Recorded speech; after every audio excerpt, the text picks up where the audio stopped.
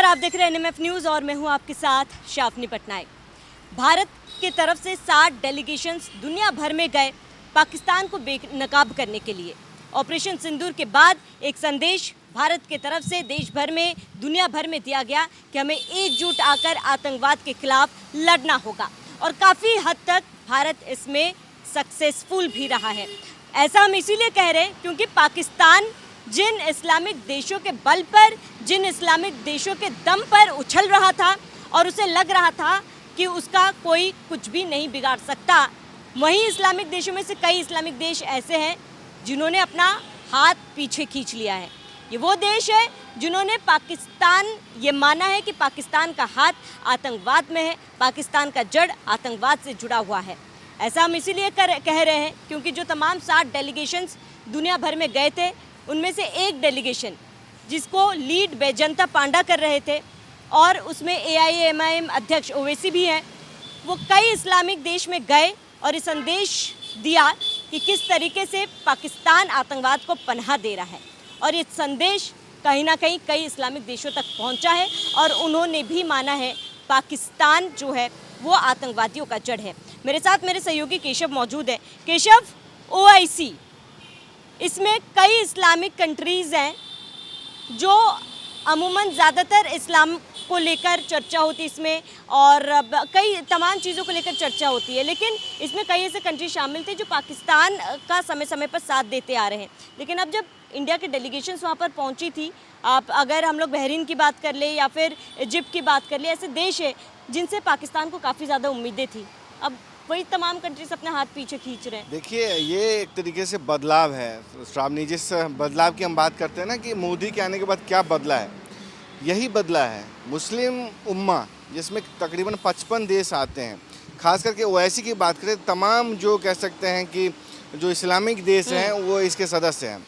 अब पाकिस्तान चूँकि कह सकते हैं कि साउथ एशिया का पार्ट है, ये सब कॉन्टिनेंट में लोग पढ़े लिखे होते हैं और भारतीय उपमहाद्वीप से निकला है, तो जाहिर सी बात है उसके भी DNA में कुछ वो चीज़ें आई हैं जो अरब के देशों में नहीं माने जाते। मसलन मैं टेक्नोलॉजी, पढ़ाई लिखाई, सैन्य तैयारियों की बात कर लो या परमाणु ताकत की बात कर लो, तो पाकिस्तान के DNA में वही गया। तो उसने ये समझा कि चूँकि मैं सुपीरियर हूँ, मैं परमाणु ताकत हूँ, और परमाणु ताकत को, परमाणु बम को उसने एक तरीके से इस्लामी बम का नाम दे दिया। तो उसको ऐसा लगा कि मैं मुस्लिम देशों का रहनुमा बन जाऊंगा। जुल्फ़िकार भुट्टो की भी ऐतिहासिक रूप से यही कोशिश थी कि वो खुद को रिप्रेजेंट करे मुस्लिम उम्मा के अगवा वाले देश के रूप में। लेकिन जब मोदी आए तो कहा जा रहा था कि ये जो पाकिस्तान या जो पाकिस्तान की कोशिश है उसका क्या होगा, क्या भारत को OIC में झटका लगा, क्योंकि भारत के प्रधानमंत्री मोदी को लेकर एक छवि थी, उसके कारण कहा जा रहा था कि भारत के संबंध जो ऐतिहासिक रूप से अच्छे रहे हैं, कुछ अपवादों को छोड़ दिया जाए तो कहा जा रहा था इसको धक्का लग सकता है, क्योंकि पाकिस्तान को आसानी होगी लॉबी भारत के खिलाफ करने में, क्योंकि पाकिस्तान ये कहेगा कि गुजरात की वजह से मोदी हैं, ये वो जो भी है वो कहेगा तो उसको लॉबी करने में आसानी होगी।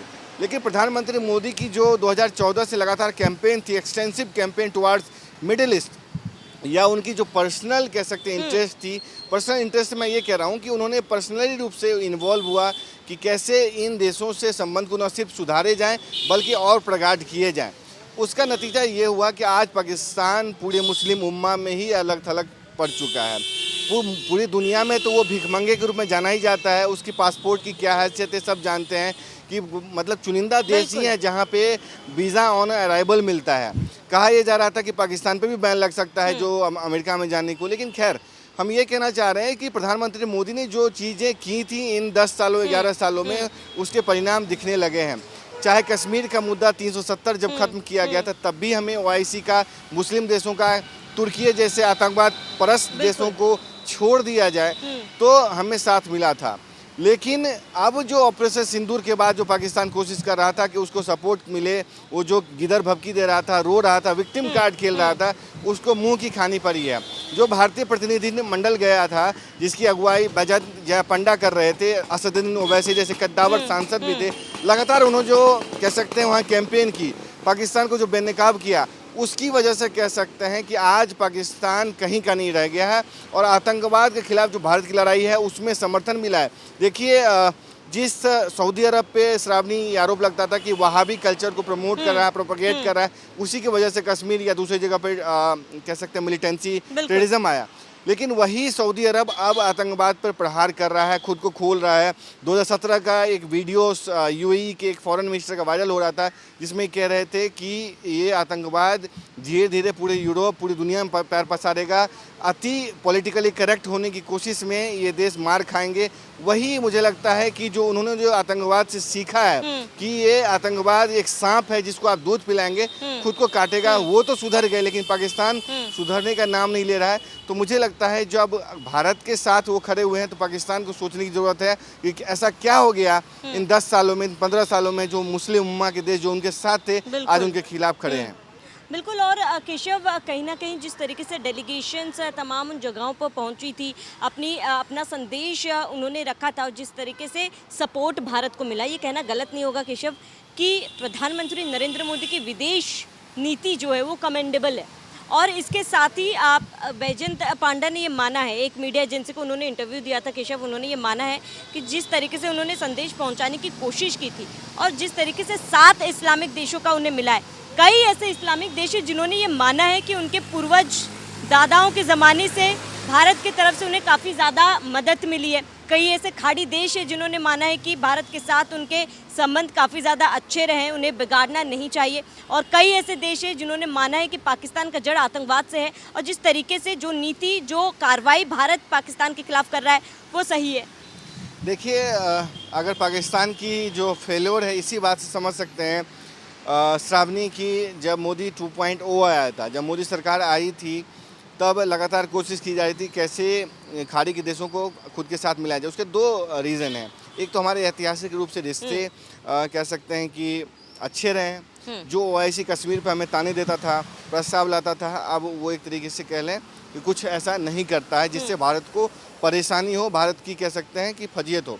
दूसरी बात ये भी है कि अगर आप ओआईसी को अपने साथ मिलाते हैं तो एक कह सकते हैं करीब 55 देशों का साथ आपको मिलता है। इसी वजह से भारत को यूएनजीए में, या कह सकते हैं जब जो जस्टिस कोर्ट है आईसीजे, उसमें भारत को साथ मिलता है। तो जब आप ओआईसी को अपने साथ मिला लेते हैं तो पाकिस्तान कहीं खड़ा रहता ही नहीं है। पाकिस्तान की जो कोशिश है भारत को अलग थलग करने की, वो भी फेल हो जाती है। पाकिस्तान ने भी अपना डेलीगेशन भेजा था, कोई चर्चा नहीं है उसकी, कुछ नहीं। कहाँ जयशंकर हैं, कहाँ बैजयंत पांडा जैसा पढ़ा लिखा, कहाँ असदुद्दीन ओवैसी जैसा कद्दावर वकील, और उधर बिलावल भुट्टो जैसे लोग जो अनगल बयान दे रहे हैं, कहाँ पे टांग जाएंगे जो बोलते हैं। वैसा एक हकलाने वाला विदेश मंत्री रहा है जिसको भारत में आया तो जयशंकर ने एक ऐसा जवाब दिया कि समझ लीजिए वो आज तक उनका पीछा नहीं छोड़ रहा है। तो पाकिस्तान की भारत से कोई तुलना बनती नहीं है। और ओआईसी कह सकते हैं इसने साबित कर दिया है कि मुस्लिम उम्मा के नाम पे जो बरगलाने की कोशिश है वो अब नहीं चलने वाली है। पाकिस्तान की बपौती ओआईसी नहीं है। मुस्लिम उम्मा या 2 नेशन थ्योरी, चाहे जो भी थ्योरी कर लो, आइडियोलॉजी से देश नहीं चलती, नेशनल इंटरेस्ट चलती है। और सत्य जो होता है वही खड़ा रहता है, वही रहा है। आतंकवाद अब पूरी दुनिया के लिए समस्या, अब मुस्लिम देश समझने लगे हैं।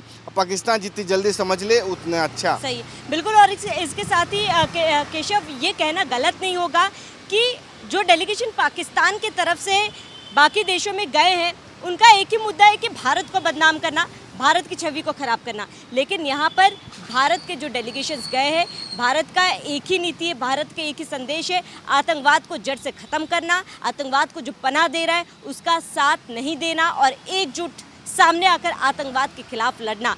ऐसे में ये संदेश दुनिया भर में गया है, खास तौर पर उन इस्लामिक देशों में गया है जहां पाकिस्तान जिन पर निर्भर था, पाकिस्तान को लगता था कि वो लोग उनका साथ देंगे, लेकिन उन्हें भी पता है कि आतंकवाद जो पालता है वो किसी का सगा नहीं होता। फिलहाल आपका इस पूरे मामले पर क्या कहना है, कमेंट कर जरूर बताएं। साथ ही आप बने रहिए NMF न्यूज़ के साथ।